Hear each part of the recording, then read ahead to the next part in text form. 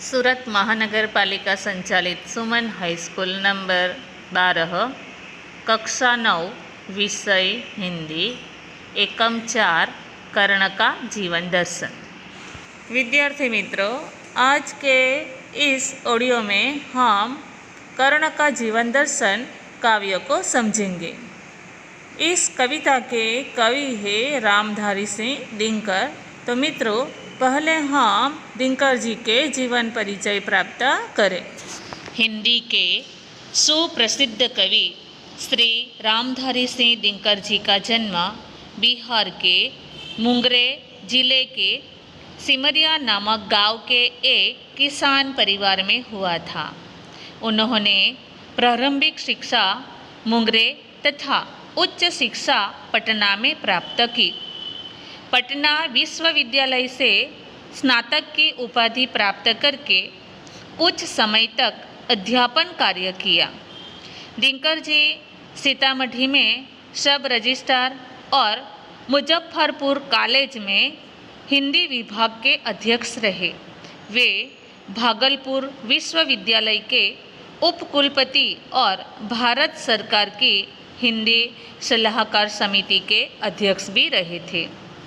दिनकर जी की सबसे बड़ी विशेषता यह रही है कि अपने देश और युग के प्रति जागरूकता। कवि ने तत्कालीन घटनाओं विषमताओं का खुलकर चित्रण किया है। उनकी वाणी में शक्ति है, ओज है। उनकी कविता में शोषित और पीड़ित वर्ग की व्यथा और उससे मुक्ति का संघर्ष है। इसलिए ही आप देश में क्रांति का बिगुल बजाने वाले कवि माने जाते हैं। मित्रों, उनकी रचनाएं देखें तो उर्वशी, रश्मिरथी, रेणुका, हुंकार, रसवती, कुरुक्षेत्र उनकी काव्य कृतियाँ हैं। उर्वशी के लिए उन्हें सन 1972 का ज्ञानपीठ पुरस्कार भी मिला था। संस्कृति के 4 अध्याय उनका चिंतन ग्रंथ है, जिसे साहित्य अकादमी पुरस्कार से सम्मानित किया गया। अर्धनारीश्वर, मिट्टी की ओर आदि उनकी प्रमुख गद्य रचनाएं हैं। उनका कृतित्व गुणवत्ता और परिमाण दोनों दृष्टि से विपुल है। आगे हम देखें तो विद्यार्थी मित्रों, कवि श्री दिनकर जी ने रश्मिरथी नामक खंड काव्य लिखा है और उसी खंड काव्य में उन्होंने महारथी कर्ण के जीवन के बारे में वर्णन किया है। हम जो कविता देखने वाले हैं कर्ण का जीवन दर्शन, वह रश्मिरथी खंड काव्य का ही एक काव्यांश है। पहले मैं आपको इस कविता की कथा बताऊंगी। महाभारत के युद्ध से पहले श्री कृष्ण ने उसे पांडवों के पक्ष में लाने के लिए जाते हैं और उसी समय श्री कृष्ण और कर्ण के बीच में जो संवाद होता है, उसी संवाद का ही कविश्री ने इस कविता में वर्णन किया है। कर्ण दानी है, उसे सांसारिक सुखों की परवाह नहीं है। उसकी यही इच्छा है कि वह गरीबों को सदा दान देता रहे।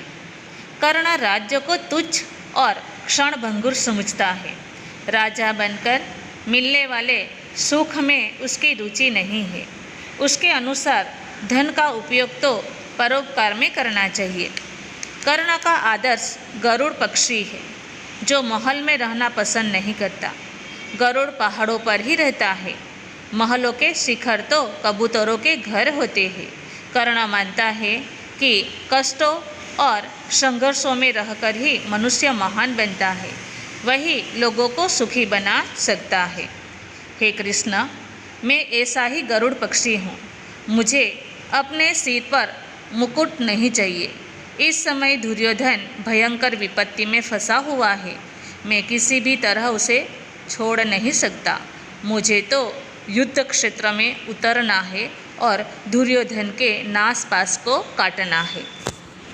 विद्यार्थी मित्रों, हमने इस काव्य के पहले भाग में कवि परिचय, कवि की रचनाएं और काव्य की कथा को देखा।